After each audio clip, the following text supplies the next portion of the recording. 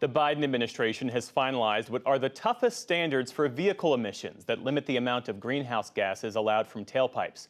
The new rules are designed to accelerate the transition to electric vehicles, but it hasn't come without some pushback. David Shepardson is covering all of this for Reuters, and he joins us now. Thanks for coming in. Thanks. So the Biden administration is rolling out these new standards for passenger cars and trucks designed to push the U.S. auto market toward electric vehicles and hybrids. What's the EPA's expectation for that transition under this new rule? It's pretty aggressive. So these rules start in 2027 and go through 2032.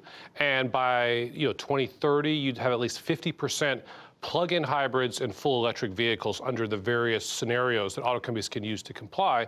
But as you said, they can pick from a mix of different options, hybrids, plug-ins, advanced gasoline vehicles.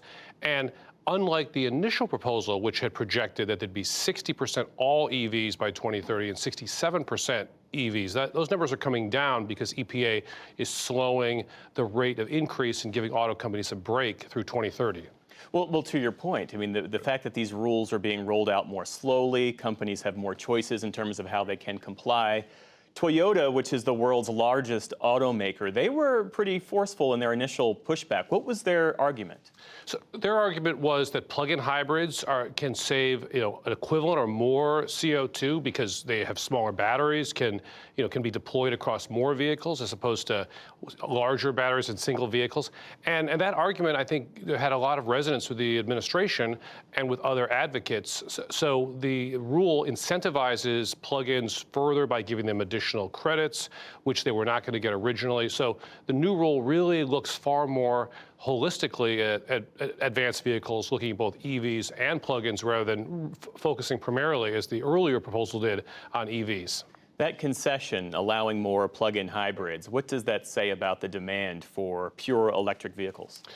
Well, it's not moving as fast as people had thought. Now, certainly it's still rising, but there have been some troubling signs. Auto companies like Ford have cut back production, like the F-150 Lightning. We've seen other auto companies like GM delay some significant EV projects. So it is still rising. We're at about 8% we were in last year, and it's going to continue to go up, but there are concerns that very high level of increase we've seen in the last few years is going to moderate, and the companies are not going to be able to meet these very aggressive standards. What about the infrastructure for electric vehicles? When are all of those new chargers? When is that supposed to come online? Right, because remember the administration's spending $7.5 billion to get hundreds of thousands of chargers in place, and there's really not many of them, really just a few dozen roughly. So I think the argument the administration's making is we're going to see all of those by 2030 or earlier, right? And so the battery factories will be online, a lot more vehicles will be in place, and the charging infrastructure will be much more robust. So in theory, the conditions are there to have a much more aggressive, robust take rate on EVs than we have now. But there's certainly, critics say, if you take your foot off the gas, so to speak, then you're not going to, auto companies might slow that change, might be a little, maybe less willing to make the full investment toward EVs. Take your foot off the gas, so to speak. Exactly. Well, look, there are a lot of political battle lines being drawn around all of this. Donald Trump has railed against electric vehicles. The United Auto Workers Union, which has endorsed President Biden, they've expressed a lot of concern about job protections and wage protections for people who build the cars and build the EV batteries. Help us understand that dynamic.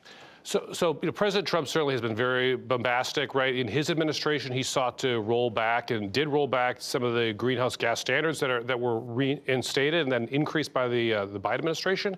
But one of the benefits to plug-in hybrids that both the UAW, Toyota you mentioned, others like, is that they still have internal combustion engines, so they require more workers to build those. That's what the UAW likes, and that's why many Americans are more comfortable, because if you run out of electricity, you can still put gasoline in that vehicle. So at least for the short term, there's a lot of people who like that vehicle, even though the environmental benefits are somewhat in dispute, given we don't know how much that vehicle is going to be charged versus on gasoline.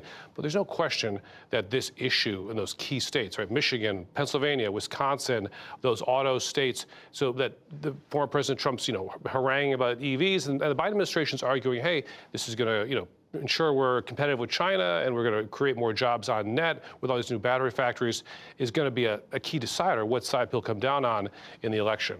David Shepardson, thanks so much for your reporting and insights. I could talk to you about this all day. Thanks, Joe. All right, take care.